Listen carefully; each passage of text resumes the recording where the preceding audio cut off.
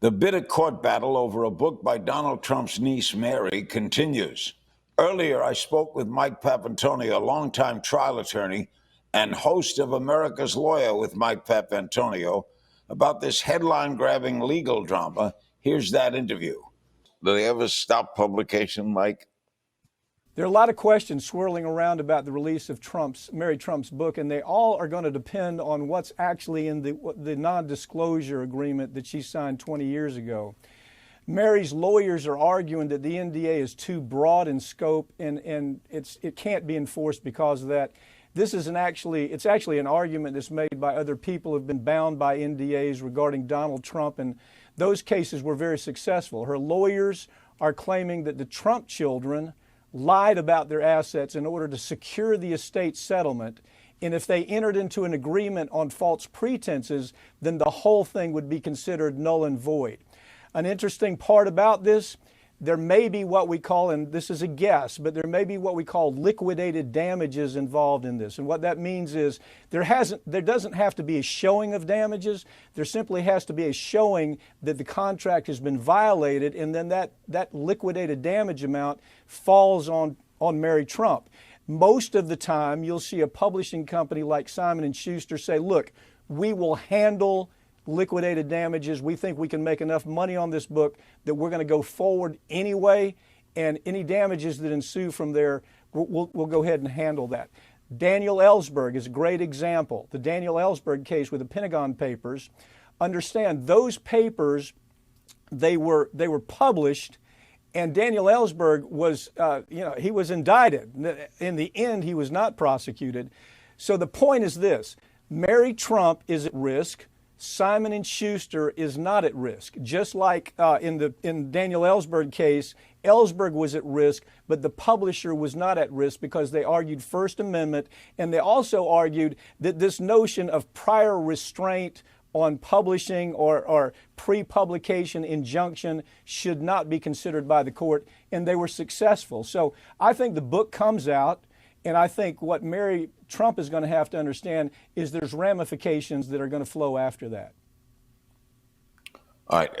It's rare that a book is stopped from publication, isn't it?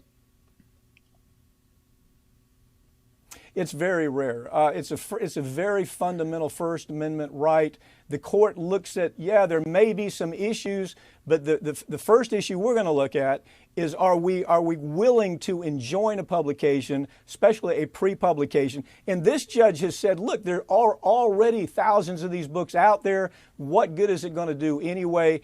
I think Simon & Schuster's in good shape. I can't say that Mary Trump is in good shape because we haven't had a chance to look at what that NDA is or whether there's liquidated damages in that NDA. So at this point, it's impossible to say who's going to win on this?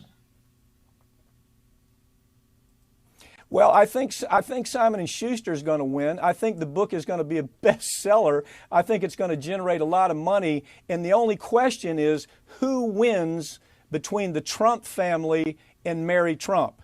As I said, Mary Trump is saying, look, the reason this thing is null and void, the reason the NDA is null and void is because there was fraud in the disclosure of assets that the Trump family came forward with.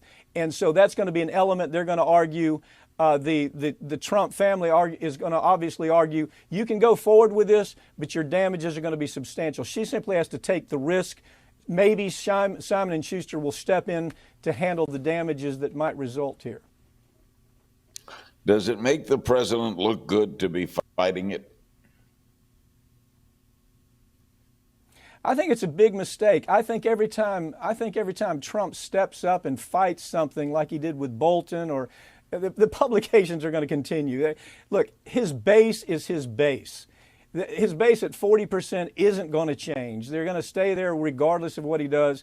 But I think people that aren't in his base say, what do you have to hide? I think it's a mistake for him to do that. He doesn't need to do it because ultimately the person seeking that publication is going to prevail. Now, Bolton has another problem. Bolton's issue comes down to there's certain steps that he has to take with the federal government to be able to release certain elements of what's contained in his book. He didn't do that. So you can't compare the Mary Trump case with what happened to Bolton. Okay, now let's go to some other areas. Authorities arrested Ghislaine Maxwell last week, Jeffrey Epstein's alleged enabler in the sexual abuse case. Donald Trump is a close friend of Mr. Epstein. He was. Right. Do you expect him to come out in the trial of Ms. Maxwell, or she'll turn state's evidence, right? Yeah, I think this is interesting. As the FBI mentioned, Maxwell's been slithering around all over the globe for 12 months since her buddy Jeffrey Epstein was arrested last summer. They finally found her in New Hampshire on this palatial estate that she had purchased with cash from, interestingly enough, a shell company that both Epstein and she had set up. Maxwell's been hit with 6 charges, one being perjury for lying to investigators years ago, and the rest are all related to her acting as a groomer and a recruiter for these young girls that Jeffrey Epstein and his powerful friends abused over the years. An attorney, interesting part of this story, an attorney named Brad Edwards, a spectacular attorney out of South Florida, has been working tirelessly on this case. And this is a big step forward for him in this fight for justice for the Epstein victims. But here's what we know so far. Maxwell has been accused of actively seeking out these young girls all over the world and putting them in Epstein's ring. She would, according to the indictment, this is the way the indictment reads, she acted as a groomer of sorts for these girls, showing them how to perform massages on Epstein and other men. Her presence in the room with the girls, Larry, seemed to put the girls at ease. If you read this indictment, and make them think that everything was okay, that what they were doing was perfectly normal. What Maxwell did to these young girls obviously is deplorable. Here's the interesting part of the case, though. Maxwell is going to say that there was a prosecution agreement that was signed, okay? And it was signed back when Epstein was first prosecuted. Epstein's pals, his political pals, came to his aid and worked out this non-prosecution agreement in 2008. It included a phrase that Maxwell's lawyers are trying to use to protect her from prosecution. It said that not only would Epstein not be prosecuted, but also his co-conspirators would not be prosecuted. Maxwell wasn't explicitly mentioned in that agreement, but it contained a phrase that I think the phrase was not limited to people that were named in the indictment. So virtually anybody, the argument's going to be made that anybody that was surrounding that indictment, anybody that was surrounding the first Epstein problem, that they are absolved from all this. And here's why that argument might not work, and my guess is the argument will not work, because it only pertains to crimes that were committed in Florida. And much like Epstein's arrest last year, new charges emerged that weren't related to Florida, allowing prosecutors to go after him. This is the same kind of problem that they've got. So, you know, the truth is, I don't think this effort by Maxwell has a chance because there's so many problems with that non-prosecution agreement. The judge was totally dysfunctional.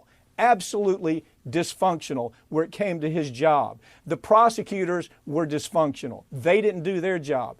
The victims in that case under Florida law should have had the right to know what was going to happen in the pleading, in the deal that was made. They weren't made aware of that. The law in Florida is very specific about that.